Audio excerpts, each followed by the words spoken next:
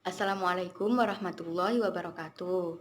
Kami dari kelas D1 mata kuliah Perencanaan Pembelajaran dari kelompok 8 akan sedikit menjelaskan tentang menyusun tujuan dan materi pembelajaran.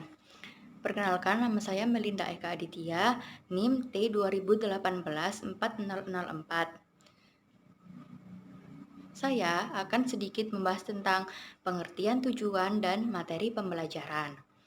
Tujuan pembelajaran merupakan penguasaan kompetensi yang bersifat operasional, artinya menggunakan kata kerja operasional yang ditargetkan atau dicapai oleh peserta didik yang telah tersusun dalam RPP. Kemudian, tujuan pembelajaran dirumuskan dengan mengacu pada rumusan yang terdapat dalam indikator dan bentuk pernyataan yang operasional.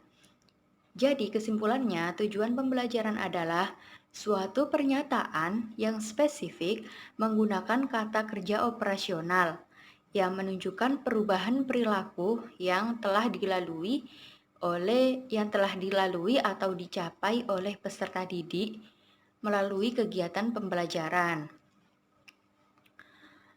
Kemudian selanjutnya ada materi pembelajaran. Materi pembelajaran merupakan materi yang digunakan untuk mencapai tujuan pembelajaran. Nah, dari sini dapat diketahui bahwa pengertian materi pembelajaran adalah bahan yang pada dasarnya merupakan segala bahan yang telah disusun secara sistematis yang menampilkan kompetensi yang akan dikuasai oleh peserta didik dalam pembelajaran. Nah, dengan kata lain, materi pembelajaran itu juga disebut dengan bahan pembelajaran. Terima kasih, sekian dari saya. Selanjutnya akan dijelaskan oleh rekan saya. Perkenalkan, nama saya Ika Wardatul Jannah, NIM T 2018-4007. Di sini yaitu bagian B, fungsi dan kegunaan tujuan dan materi pembelajaran. Perumusan tujuan pembelajaran mengandung fungsi tertentu dalam rangka merancang atau mendesain proses pembelajaran. Adapun di antara fungsi-fungsinya yaitu yang pertama, sebagai alat untuk menilai pembelajaran. Yang kedua, untuk membimbing peserta didik. Yang ketiga, yaitu kriteria untuk merancang materi pembelajaran. Yang keempat, yaitu semacam media untuk berkomunikasi dengan teori-teori yang lainnya.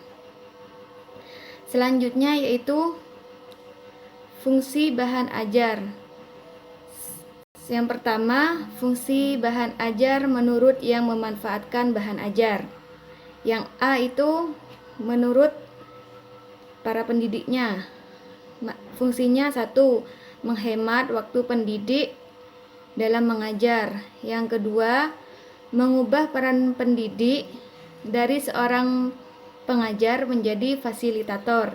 Yang ketiga, meningkatkan proses pembelajaran menjadi lebih efektif dan interaktif. Yang keempat, yaitu sebagai pedoman bagi pendidik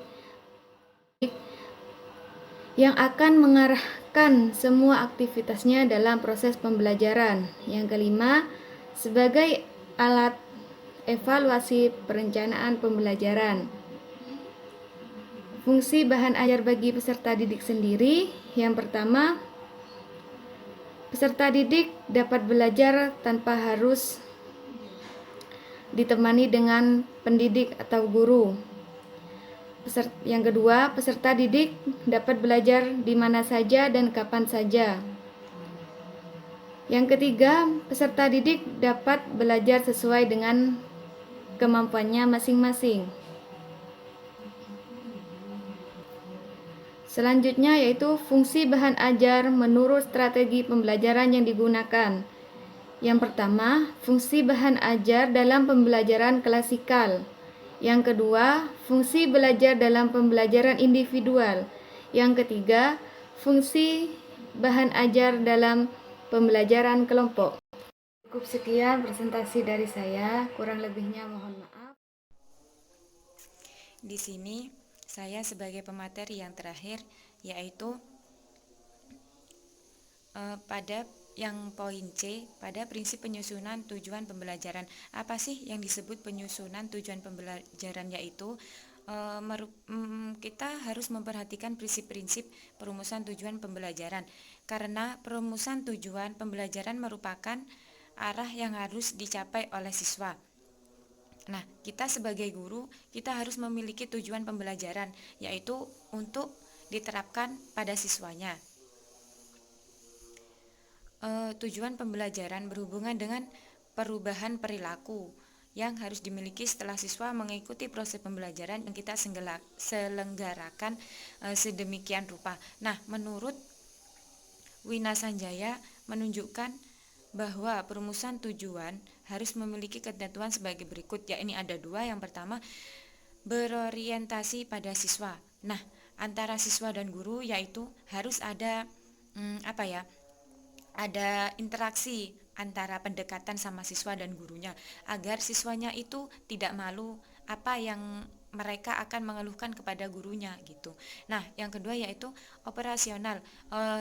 Yang dimaksud operasional yaitu tujuan harus dirumuskan secara spesifik dan operasional sehingga mudah untuk mengukur tingkat keberhasilan. Tugas pengembangan rencana tujuan pembelajaran yaitu menjabarkan tujuan yang masih bersifat umum yang dapat kita ambil dari kompetensi dasar, yaitu seperti kita membuat RPP gitu. KIKD-nya harus jelas dan bisa siswanya itu memahami dengan sendirinya. Terus pada poin yang D yaitu langkah-langkah penyusunan tujuan dan materi pembelajaran. Pada dasarnya penyusunan rumusan tujuan pembelajaran dalam RPP tematik terpadu tidaklah begitu sulit. Bahkan menurut penulis, jika ia setelah paham dan menguasai cara pengembangan indikator hasil belajarnya. Nah, sebagai guru kita harus belajar apa sih yang disebut KIKD itu. Nah, disitulah kita bisa merancang RPP-nya terlebih dahulu agar kita bisa melaksanakan pembelajaran itu dengan baik dan sistematis gitu dan terurut secara berurutan. Nah, kalimat pengantar sesungguhnya merupakan bentuk pengalaman belajar yang real yang akan diselenggarakan di kelas. Nah, agar siswa dapat menguasai kompetensi yang telah ditetapkan. Kalimat pengantar tersebut bisa berupa suatu statement yang menegaskan tentang penggunaan, pendekatan, strategi, metode, atau media pembelajaran yang akan digunakan selama proses pembelajaran tersebut. Nah, jumlah rumusan tujuan pembelajaran dapat sama atau lebih banyak daripada indikatornya gitu. Tetapi yang pasti tujuan pembelajaran tidak mungkin jumlahnya lebih sedikit dari indikator. Jika terjadi demikian berarti rumusan tujuan pembelajaran perlu dicermati ulang gitu.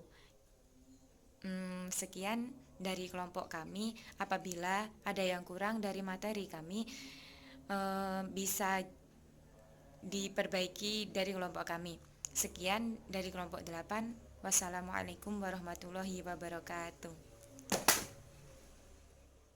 Yang telah ditetapkan. Kalimat pengantar tersebut bisa berupa suatu statement yang menegaskan tentang penggunaan, pendekatan, strategi, metode, atau media pembelajaran yang akan digunakan selama proses pembelajaran tersebut. Nah, jumlah rumusan tujuan pembelajaran dapat sama atau lebih banyak daripada indikatornya gitu. Tetapi yang pasti tujuan pembelajaran tidak mungkin jumlahnya lebih sedikit dari indikator. Jika terjadi demikian berarti rumusan tujuan pembelajaran perlu dicermati ulang gitu. Sekian dari kelompok kami. Apabila ada yang kurang dari materi kami, bisa diperbaiki dari kelompok kami. Sekian dari kelompok 8. Wassalamualaikum warahmatullahi wabarakatuh.